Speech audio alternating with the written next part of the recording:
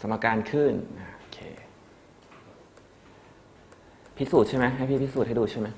อาจารย์เขายกเลยใช่ไหมยกเลยพิสูจน์ให้ดูหน่อยแล้วกัน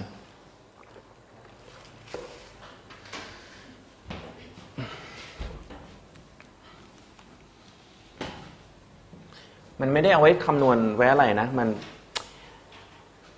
มันสร้างสมการขึ้นมาว่าเช็คว่า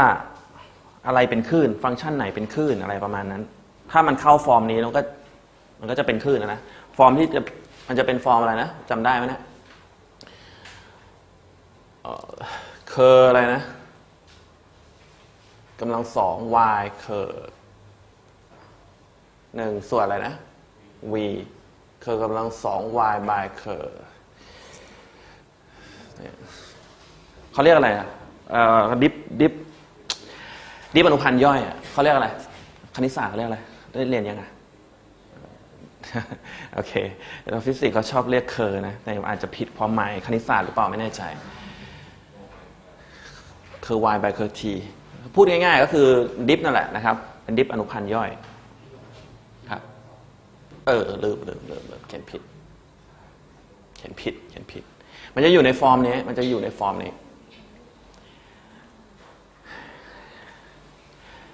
แม็กเวลเนี่ยเรื่องราวนะก็คือแม็กเวลอ่ะเขาทำนายว่าเขาจัดรูปฟอร์มคณิตศาสตร์ของสมการคลื่นเกี่ยวกับเรื่องแสงนะแล้วเขาทำนายว่าแสงเนี่ยเป็นคลื่นเขาทำนายว่าแสงเป็นคลื่นตามขวางเมื่อก่อนนี้ไม่เคยมีใครคิดว่าแสงเป็นคลื่น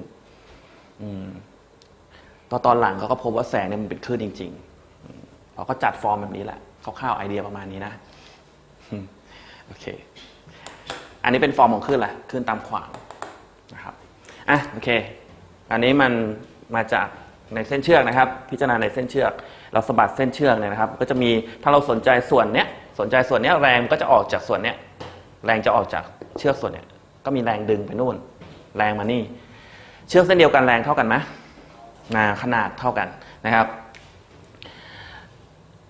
ไอเนี้ยมันสั่นใช่ไหมมันสั่นขึ้นลงนะครับสมการซิกมา f เท่ากับ m a นะครับอันนี้เราคิดในแนวนี้นะฮะแนวดิ่งเนี่ยนะครับซิกมา f เท่ากับ m a คิดในแนวดิ่งตามรูปนะแตกเวกเตอร์ไหมเนี่ยแตกมันสนใจในการสั่นในแนวนี้นะฮะอันนี้ก็จะเป็น t ล่ะ t ไซน์เซตาแนวนี้ไม่ต้องสมดุลแนวราบนะครับเราสนใจแค่แนวดิ่งพออันนี้ก็แตกมา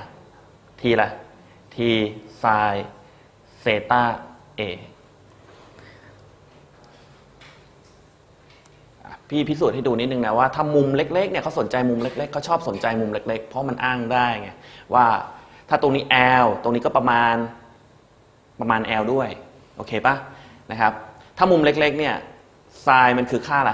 ดูตามรูปเนี่ยถ้าเล็กมากเลยนะเล็กมากๆเลยไซน์มันคือข้ามฉาก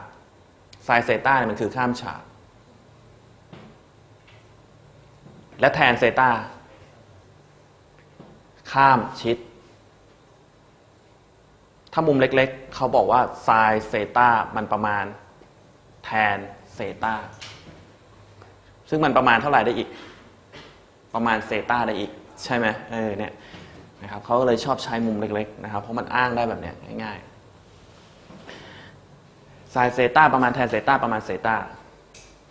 เพราะฉะนั้นอันเนี้ยก็จะใช้แทนแล้วกันอันนี้ก็จะเป็นแทนเซตาบีไอ้แทนเนี่ยถ้าเรามองส่วนเล็กๆของเชือกนะครับ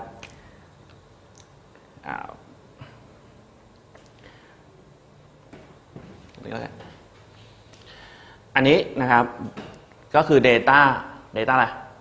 data y อันนี้คือ data x นะครับ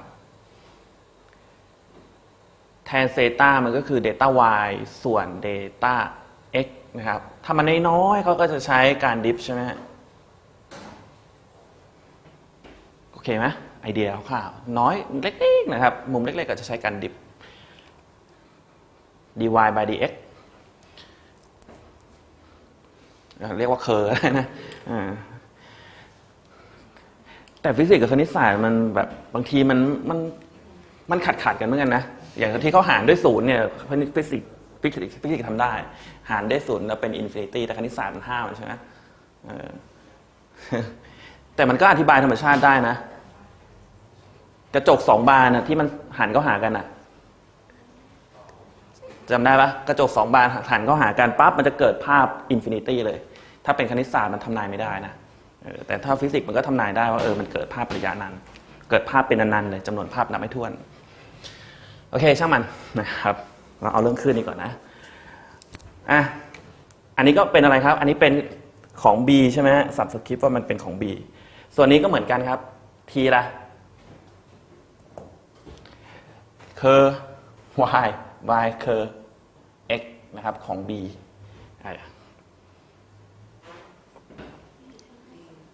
ตามทันนะครับเนี่ย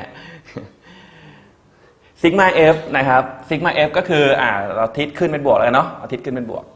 นะครับแรงตรงเนี้ยอันนี้พี่ลืมใส่อะไรเข้าไปเนี่ยพี่แปลงแล้วพี่ลืมใส่ t เข้าไปข้างหน้าใส่ t เข้าไปข้างหน้าพี่ด้วยนะครับเอาขึ้นเป็นบวกลงติดลบน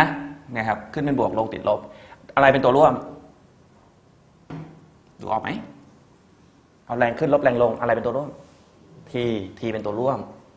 แล้วก็ดึงมานี่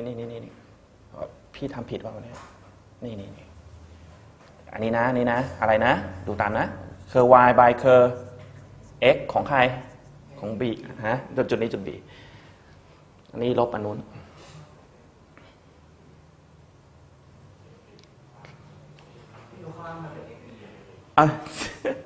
เบอร์ตลอดโอเค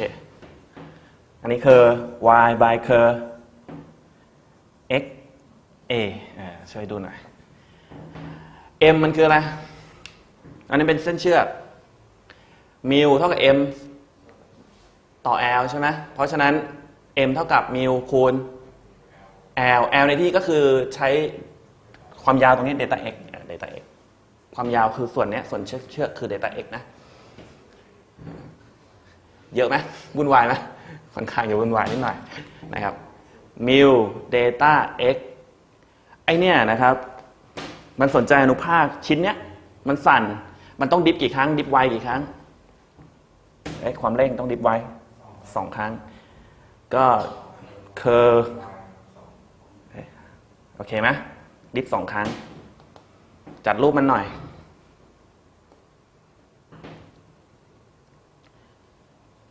t ส่วนมิวอันนี้ก็จะเป็นเคอร์ y by เคอร์ x ลบเคอร์ y by เคอร์ x a ย้ายอันนี้มาหารอันนี้เหลืออะไรเคอร์กำลัง2 y by เคอร์ t กำลัง2ไอ้นี่เดี๋ยวพิจารณาในช่วงเวลาช่วงเล็กมากๆนะครับคิด delta x เล็กมากๆก็คือเข้าใกล้0พี่กำลังจะสร้างอะไรขึ้นมาเนี่ยดิฟเพื่อจะดิฟบอกคำนี้เพื่อจะดิฟมันโอเคไหมเนี่ยมันก็คือลิมิตใช่ไหมเข้าใกล้0ดิฟไปเลยดิฟอีกรอบหนึ่งอันนี้คือการเปลี่ยนแปลงดิฟอีกรอบหนึ่งก็จะเป็นอะไรดิฟอีกรอบหนึ่งเคอร์กำลัง2ใช่ไหมอันนี้คือการเปลี่ยนแปลงของมันใช่ไหมล่ะเคอร์กำลัง2 y by เคอร์ x กำลัง2นี่เข้ารูปนี้เลยนะ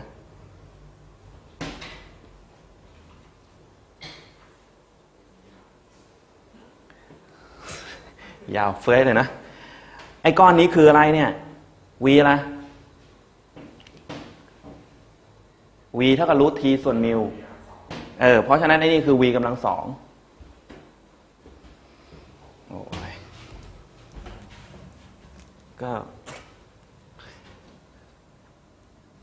ก็จะได้ v กำลัง2นะครับ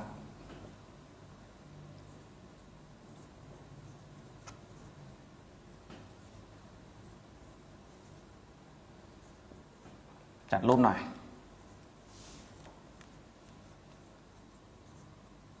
1 ส่วน v กำลัง2นะ1 ส่วน v กำลัง2อันแรกที่พี่เขียนให้ดูพี่ลืมกำลัง2ก็ไม่รู้อันนี้1 ส่วน v กำลัง2อันนี้ก็จะเป็นเคอร์กำลัง2 y by เคอร์ t กำลัง2 นะครับถ้าอะไรที่มันจัดฟอร์มอยู่ในรูปนี้ได้นะครับมันจะเป็นคลื่นตามขวาง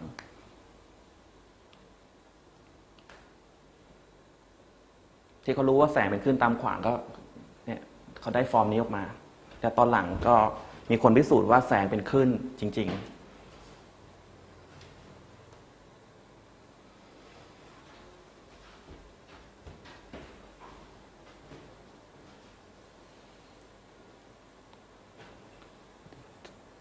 ถ้าเขาออกพิสูจน์ทำได้ไหมครับเนี่ย ได้เนาะมันอ้างอะไรค่อยๆทำค่อยๆเขียนหน่อยค่อยๆทำตั้งสมการหลักคือสมการเนี้ย